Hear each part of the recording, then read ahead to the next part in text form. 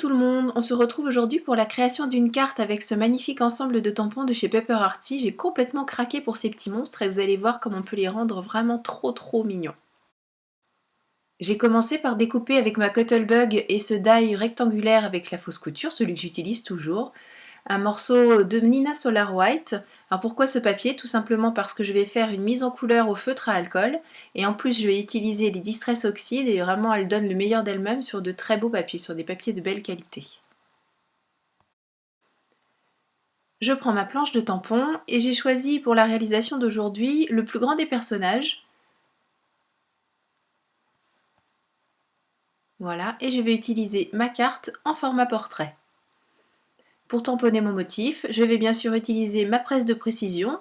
Non pas qu'il y ait quoi que ce soit comme problème de qualité avec ce tampon, mais c'est plutôt des problèmes de qualité de la personne qui les utilise et il m'arrive quelquefois d'oublier certains endroits avec l'encre ou de ne pas appuyer correctement sur mon tampon et puis du coup d'obtenir quelque chose qui ne soit pas parfait. Donc pour mettre toutes les chances de mon côté, je vois pas pourquoi je me priverais de ce bel outil qui de toute façon est toujours disponible sur mon bureau, donc autant en profiter.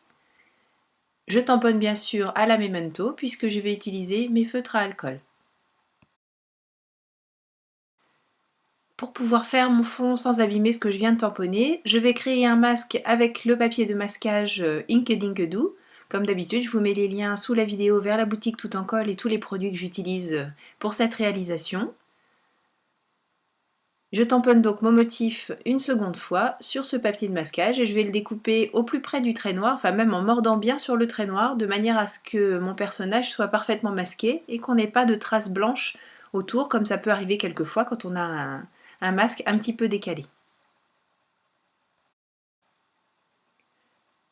Donc quand je découpe ce genre de motif, là par exemple j'ai supprimé les cheveux puisque ça n'a pas d'intérêt, ce ne sont que des traits noirs donc il n'y a pas de partie blanche à mettre en couleur. Donc autant s'abstenir de découper d'abord ce qui pourrait être fragile et puis ce qui ne présente pas d'intérêt à être masqué.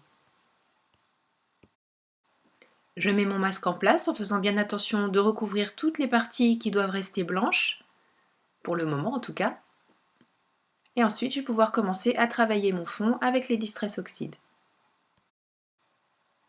J'ai choisi aujourd'hui la Broken China, que je passe tout simplement avec une mousse, en faisant des mouvements circulaires comme chaque fois, pour éviter d'avoir des marques, même si avec la Distress Oxide c'est quand même plus facile. Et je fais un fond très prononcé, j'essaie d'avoir un aplat le plus régulier possible, et surtout qu'il soit bien bleu, que la couleur soit très intense. Je vais recouvrir tout l'arrière du personnage en faisant attention quand j'arrive aux endroits où le papier de masquage est très fin, là comme sur ses jambes, à avoir un geste très doux pour éviter de déplacer le masque et puis du coup de mettre de l'encre là où je n'en voulais pas.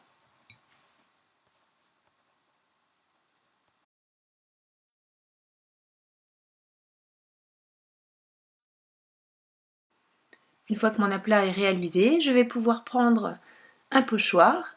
C'est un pochoir de la collection Tout en Colle. Donc ça fait partie des pochoirs que l'on peut avoir soit dans la box, soit bien sûr en achat à l'unité dans la boutique. Et cette fois-ci, je vais prendre la Distress Oxide Faded Jeans. Je mets en place mon pochoir, alors on peut le fixer par exemple pour éviter de faire bouger, ou faire très attention, et le passer donc la nouvelle encre dans les petits trous du pochoir, en insistant bien. Là aussi, je veux que mon bleu soit très intense, et je passe dans toutes les petites alvéoles, jusqu'à ce que mon fond soit complètement rempli.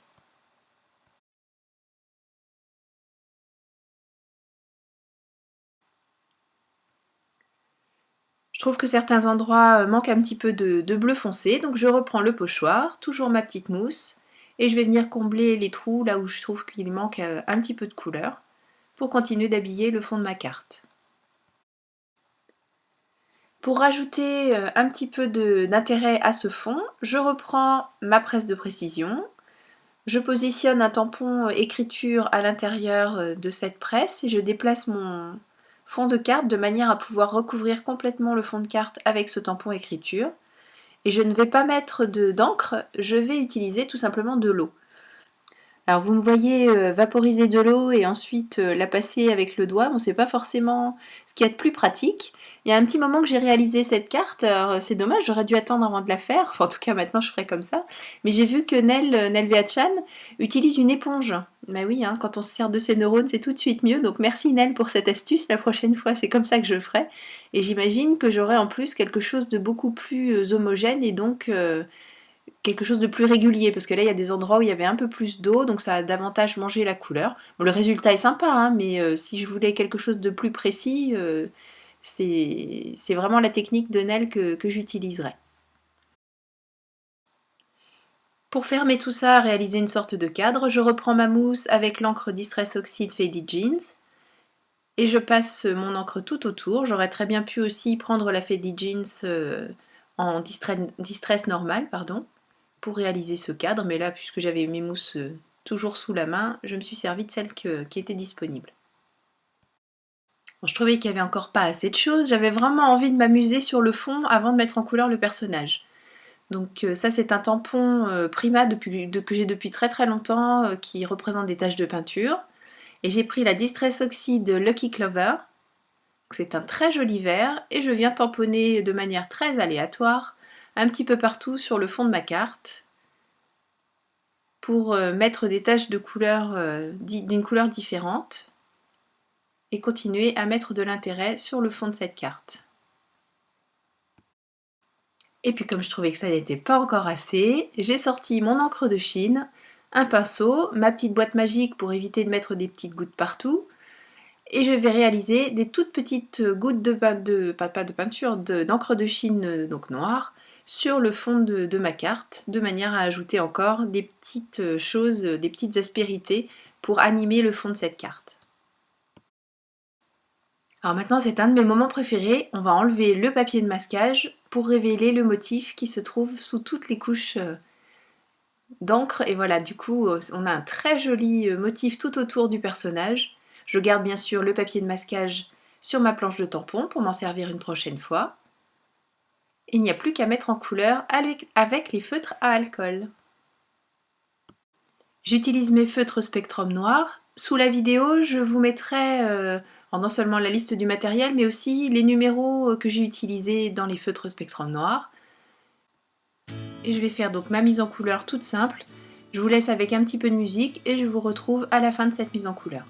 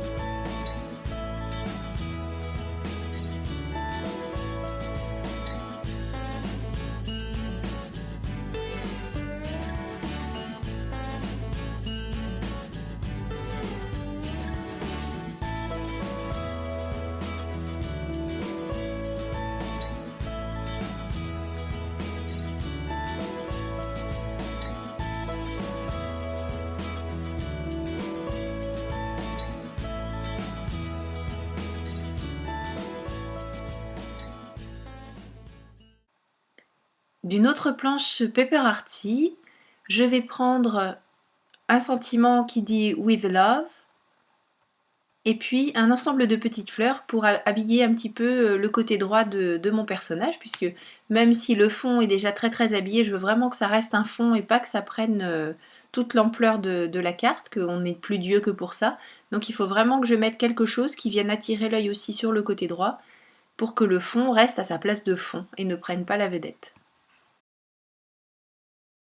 Retour dans la presse de précision pour mettre en place d'abord ce petit sentiment que je vais tamponner à la Versafine et que je vais recouvrir d'un papier de masquage pour pouvoir venir ensuite tamponner un bouquet en utilisant le même tampon plusieurs fois et en utilisant la presse de précision pour pouvoir incurver la tige et donner un effet de bouquet à cette tige unique que je vais multiplier pour pouvoir donc faire cet effet bouquet.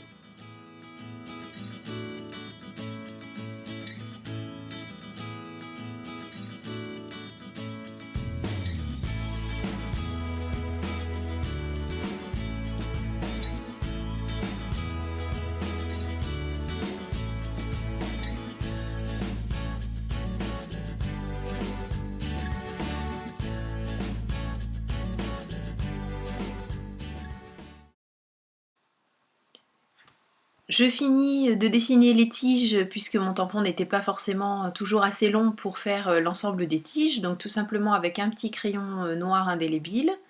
Et j'en profite aussi pour repasser les cheveux qui se sont un peu affadis, l'encre qui n'était pas, je vous rappelle, masquée par le papier puisqu'il n'y avait pas de zone de coloriage à cet endroit-là.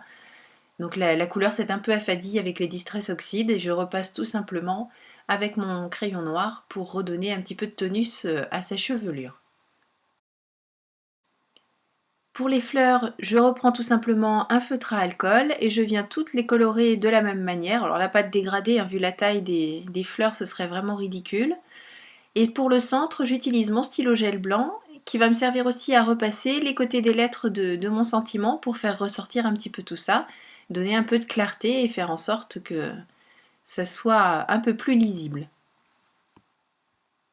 Ma base de carte sera tout simplement noire pour bien faire ressortir mon fond de carte bleu. Je colle sur mon papier en prenant soin de mettre de la colle partout mais de ne pas trop en mettre non plus. Toujours ma colle à pointe fine de chez Rayer. Je laisse un petit filet de papier noir tout autour. Et je vais ensuite plier et découper à l'aide de mon massicot pour terminer ma base de carte. Et cette carte est maintenant terminée. J'espère que cette réalisation vous a plu. Moi j'ai vraiment adoré alors, la réalisation du fond, je me suis vraiment éclatée. Ensuite la mise en couleur du petit personnage, il est tellement mignon que j'ai enchaîné avec d'autres réalisations sur le même principe, fond en distress et puis la planche de tampon des petits monstres Pepper Hearty. Donc j'espère pouvoir vous en montrer encore au moins une autre en vidéo. D'ici là, prenez bien soin de vous, faites de jolies créations, faites-vous plaisir, offrez, partagez. C'est vraiment l'idéal avec tout ce qui est loisirs créatifs.